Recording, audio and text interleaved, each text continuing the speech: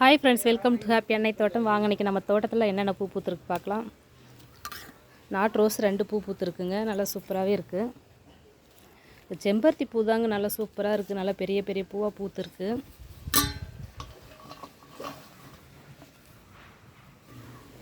இந்த செம்பருத்தி பூ பாருங்களேன், நல்லா சூப்பராக பிங்க் கலரில் நல்லா பெரிய பெரிய பூவாக பூத்துருக்கு.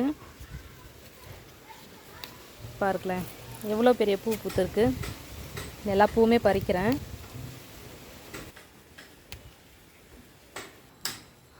கொய்யாக்காய் இருக்குது, அதுவும் ஒன்று பறிச்சிக்கலாம்.